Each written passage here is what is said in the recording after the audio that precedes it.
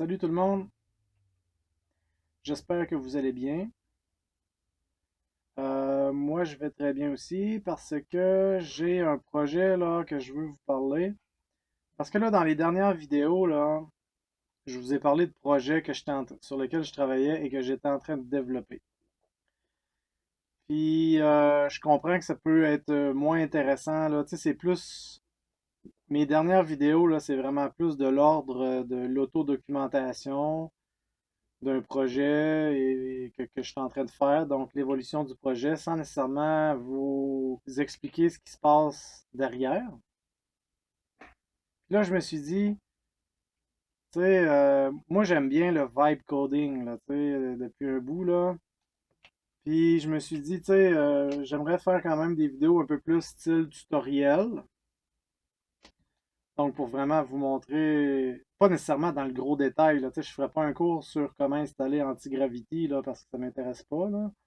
Tu sais, c'est pas compliqué, tu t'en vas sur le site internet, puis tu le télécharges, puis c'est réglé, là, tu sais. Mais par contre, si vous avez de la difficulté, tu sais, s'il y a des trucs que j'explique pas en détail, puis que vous autres, vous bloquez, vous avez de la misère, là, écrivez-moi dans les commentaires, puis ça va me faire plaisir de vous débloquer avec ça. Parce que des fois, on peut vraiment bloquer sur des trucs vraiment cons pour longtemps pour rien, là. Je pense que c'est ça un peu la force de la communauté sur Internet, là.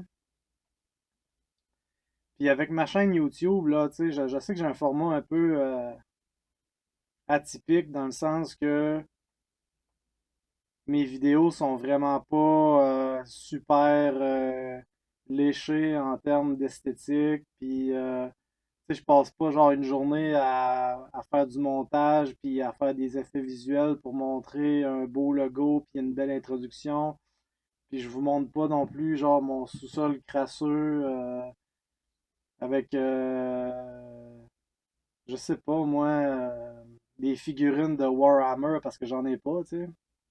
Fait que je le sais que mon format peut avoir l'air vraiment un peu ennuyant, là, puis ça je comprends ça. Mais moi, ce qui m'intéresse vraiment, c'est le contenu puis voir ce qui vous intéresse. C'est sûr qu'au fil du temps, je vais toujours vouloir essayer de m'améliorer, là. Mais là, on va dire que le budget ces temps-ci est quand même assez limité, là. Fait que déjà, donner un semblant de vitalité à ma chaîne YouTube, ça serait déjà un bon départ. Fait que là, c'est ça. Je veux vous parler d'un projet. On va dire que c'est comme un travail pratique, là, comme si on était à l'école. Puis, on va regarder ça ensemble. Je vais le faire. Puis, tu sais, moi, là, ce que je veux faire, c'est, je vais le faire vraiment en vibe coding avec anti-gravity. Puis, tu sais, je vais vous montrer les modèles, puis pourquoi on bloque, puis tout le kit, là, tu sais. Fait qu'en gros, dans cette vidéo-là, là, je parlerai peut-être pas nécessairement du projet, là. Je ferai une vidéo, genre juste après, là, je vais faire une autre vidéo qui va parler vraiment plus en détail du projet, l'idée, etc. Mais pour l'instant, je vous dirais que tu sais, si ça vous intéresse ce genre de projet-là, là, ben, les prérequis, ça va être anti-gravity. Donc ça fait partie de la suite Google, là, tu sais. Si vous googlez, marquez Google anti-gravity, puis normalement, vous devriez tomber sur le site, vous téléchargez, c'est l'environnement de développement intégré qui combine justement tu sais, anti-gravity, en réalité, c'est la version Google de Codex. Puis anti-gravity, c'est vraiment juste, je pense que c'est une version édulcorée de Visual Studio Code. Fait que si vous êtes déjà avec Visual Studio Code, puis vous travaillez avec Codex, ben, ça vous empêche pas de. Tu sais, vous pouvez faire les mêmes étapes, là, en réalité, ça change rien. Fait que c'est ça. Fait que là, en gros, c'est ça. Ça va être d'avoir un environnement de développement intégré, là, dans le fond, vous avez accès à votre intelligence artificielle préférée. Moi, j'utilise un outil de version de contrôle des versions, donc Git. Si c'est pas déjà installé sur votre ordinateur, je vous encourage à l'installer. Mais si c'est pas déjà fait, c'est pas compliqué, là. Vous avez juste à écrire, exemple, à Codex ou Gemini, simplement lui dire je veux installer Git sur mon ordinateur, peux-tu lancer la commande pour moi, tu sais. Je peux même vous donner un exemple, tu sais. Je vais lui dire, je suis pas certain si j'ai déjà Git d'installer sur mon ordinateur, peux-tu lancer une commande console pour faire la vérification puis me dire c'est quoi la version, par exemple, tu sais. Fait que c'est juste pour dire que c'est possible un projet de vibe coding de A à Z. Puis moi, ce que je veux faire avec ma suite de vidéos, là, c'est que je veux démontrer, parce qu'il y a beaucoup de critiques, là. Le vibe coding, là, c'est la cible parfaite pour les gens qui sont expérimentés en programmation informatique. Ils vont dire si tu fais juste du vibe coding, c'est parce que t'es pas un bon programmeur. Peut-être que ça peut être vrai en partie, peut-être que c'est pas vrai. Moi, je considère que la réponse est probablement beaucoup plus nuancée que ça. Moi, je pense, là, personnellement, là, si tu veux faire des trucs avancés tout seul, soit que tu es un expert, là, puis genre, tu sors jamais dehors voir le soleil, puis si tu sors, ben, tu brûles comme un vampire, là. Donc, si tu as un minimum de vie, là, je pense que si tu veux faire des trucs minimalement avancés, t'as pas le choix d'embarquer dans le mouvement de l'intelligence artificielle. Tu sais, en gros, là, le vibe coding, c'est quasiment comme si tu étais un directeur de développement de projet, puis qu'au lieu de devoir tout coder par toi-même, ben, c'est comme si tu avais accès à une équipe de 30 programmeurs qui sont prêts à coder pour toi. Fait que moi, excuse-moi, là, mais le calcul, il est vraiment pas dur à faire, là. C'est l'avenir. Puis j'ai vu aussi des entrevues de gens, il y en a un, là, c'est un expert en intelligence artificielle qui programme depuis genre 30 ans, là, puis il dit que lui, pour lui, là, il n'y a pas de retour en arrière possible, là. Tu sais, il recommencera pas à écrire du code par lui-même parce qu'il considère que c'est une perte de temps, puis le code est de plus en plus de bonne qualité. C'est sûr que durant mes vidéos, je vais parler des bonnes pratiques. Tu sais, je me considère vraiment pas comme un expert, là. J'ai étudié en informatique, génie logiciel à l'université. Puis, dans le fond, tu sais, je travaille dans un autre domaine depuis peut-être une dizaine d'années, là, tu sais. Fait que finalement, mon cours d'informatique, il est très loin derrière, là, tu sais. Mais moi, ce que je veux montrer, c'est que les principes de base de génie logiciel s'appliquent toujours. Puis si tu es capable de lire du code, puis tu es capable d'avoir une idée de comment séparer ton code de manière intelligente, là, tu sais, tu veux pas avoir 56 classes dans le même fichier pour que ton fichier fasse genre, je sais pas, au moins 400 000 lignes de code, puis quand t'es buggé, ben, genre ton outil, il faut qu'il analyse genre 400 000 lignes de code à chaque fois, là, tu sais, parce que je pense que les outils d'intelligence artificielle sont suffisamment avancés que si tu sépares ça bien en fichiers et que tu sépares là, tu sais, euh, tu sais, dans le fond, si tu fais la séparation des préoccupations d'une bonne façon avec des classes, si tu structures bien ton projet avant de commencer, ben quand tu vas poser des questions sur un bug qui arrive dans une classe, je sais pas moi, une classe style utilisateur par exemple. Ben, ton intelligence artificielle va savoir que une des premières places à regarder, c'est peut-être dans le fichier utilisateur, tu sais. Donc, je considère que c'est pas vrai que c'est pas les gens qui dénigrent le vibe coding là, c'est pas tout faux puis c'est pas tout vrai ce qu'ils disent. Moi, je pense que la vérité se situe à quelque part dans le milieu. Fait que là, en tout cas, je pense que j'ai assez parlé de ça. Fait que là, c'est ça que je voulais vous montrer, là, tu sais, on va dire, ça, c'est pour les gens qui sont vraiment, là, mettons, t'as déjà programmé une ou deux fois, mais tu sais pas trop par où commencer pour faire un logiciel. Mais tu sais, si t'as déjà touché un logiciel, mettons, d'édition de code, ben, tu seras pas nécessairement perdu, là, tu sais. Parce que moi, je vais vraiment y aller à la base.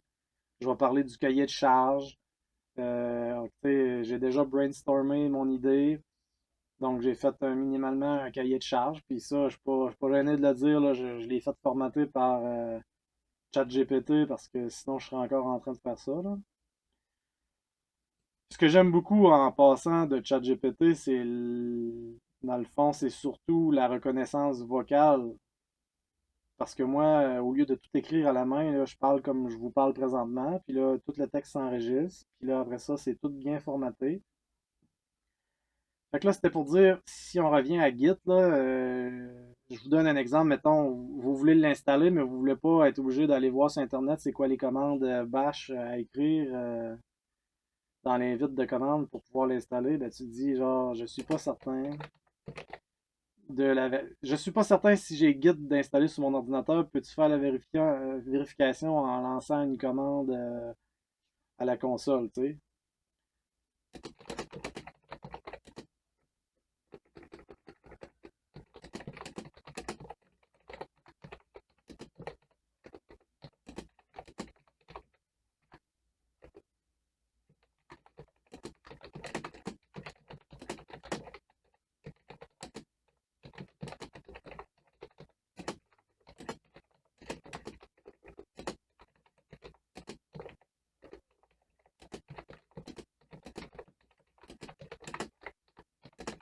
Excusez, je parle pas parce que j'ai de la misère à parler en même temps qu'écrire, moi. C'est pas drôle, hein? Fait que Gemini Flash, ok? Moi là, idéalement là, parce que j'ai l'abonnement Google AI Pro. Donc, ça me donne un certain nombre de crédits ou tokens par mois que je peux utiliser. Mais idéalement, là, Gemini 3 Flash, là, je me demande si c'est pas gratuit, tu sais, parce que j'ai jamais vu le bout avec ça. Je peux passer 5 heures, 6 heures, 8 heures à programmer, puis ça n'a jamais dit que mes crédits étaient épuisés.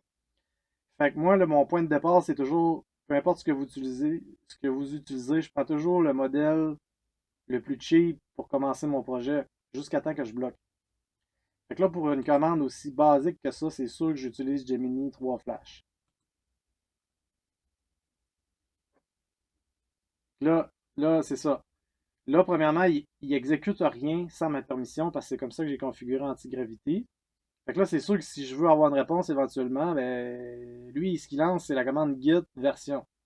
Fait que, tu sais, dans votre invite de commande, là, si vous êtes dans le bon dossier, là, puis vous écrivez git espace tiret version, ça va faire la même chose.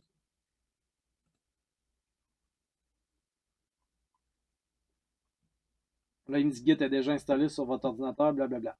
S'il l'avait pas été, j'aurais juste écrit peux-tu l'installer pour moi? Merci et tout. Fait que c'est juste pour dire, on est rendu à l'époque où on n'a plus besoin de niaiser à, à, à essayer d'écrire des commandes, puis c'est quoi qu'il faut que j'écrive pour installer Git, etc., puis passer 3 heures là-dessus. Tu sais, c'est la première.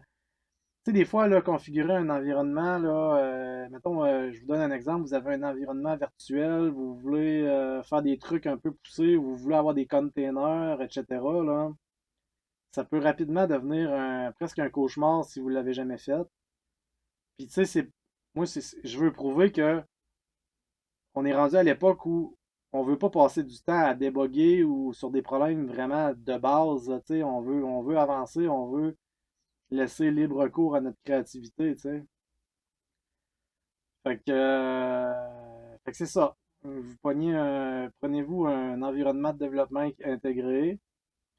Installez Git si c'est pas déjà fait. Si vous n'avez pas un compte sur GitHub, faites-le. Ça va vous permettre dans le fond, à chaque fois que vous allez pouvoir faire un petit changement là, dans votre application, ben, vous allez pouvoir synchroniser vos changements. Puis si un moment donné vous brisez votre code, ben, vous n'allez pas avoir tout perdu. Tu sais. Ça peut arriver là, des fois, là, tu fais des trucs qui n'ont pas rapport pendant longtemps.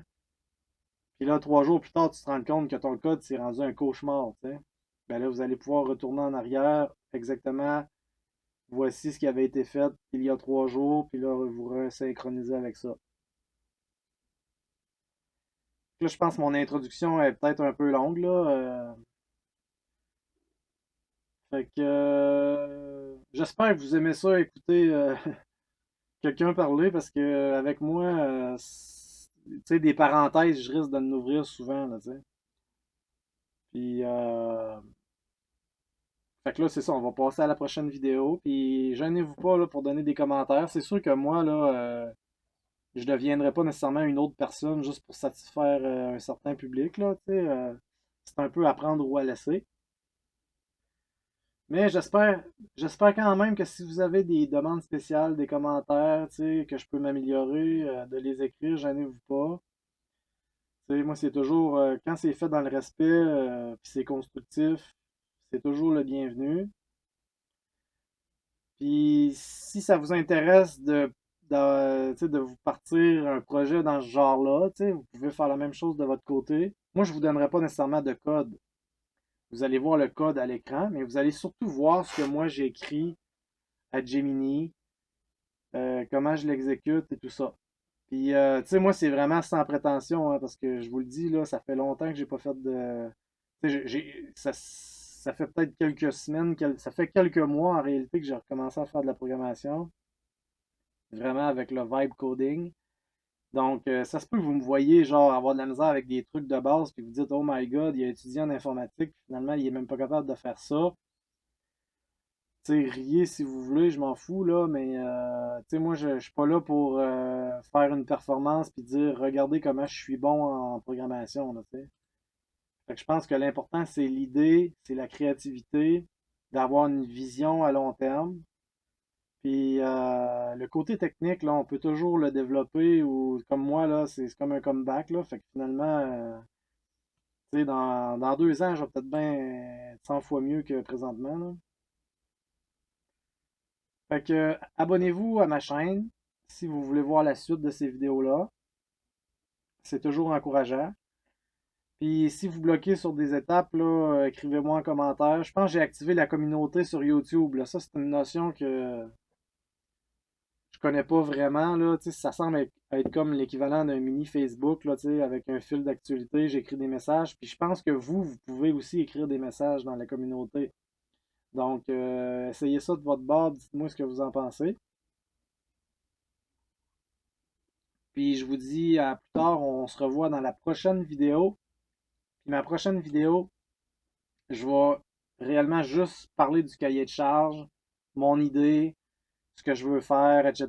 Parce que je pense que n'importe quel projet, si tu n'as pas un plan, ben ça se peut que tu passes par plusieurs détours qu'au final, tu vas avoir perdu du temps. C'est sûr que tu vas avoir appris, là, mais tu sais, l'idée, c'est pas nécessairement de se donner de la misère pour rien non plus. Fait que d'avoir une idée claire, écrit noir sur blanc de ce qu'on veut faire, les outils qu'on veut utiliser, etc., l'architecture, parce que tu sais, ça va être mon projet, là, c'est un projet de plateforme musicale collaborative, là, tu sais. Donc, ce que je veux, c'est, peut-être que ça existe déjà, là, mais on va dire que c'est un prétexte pour faire une suite de vidéos explicatives sur comment faire du vibe coding. En tout cas, comment moi je fais du vibe coding, là, tu sais. Fait que, tu sais, éventuellement, fait que c'est ça, ça va être un site web dynamique. Il va y avoir, c'est sûr qu'il va y avoir des bases de données là-dedans. Donc, tu sais, ça vaut la peine de penser à une architecture là, qui va être scalable avec le temps, là, tu sais. Scalable, ben, pour ceux qui ne connaissent pas, ça veut juste dire si ton projet devient gros, ben, tu ne veux pas être obligé de recommencer tout à zéro, tu sais. Fait que si ton site web il est pas dynamique, puis tu veux qu'il devienne transactionnel, puis tu veux avoir de la gestion de compte, ben peut-être qu'il fallait y penser avant. Fait qu'on se voit dans la prochaine vidéo. Attention à vous autres.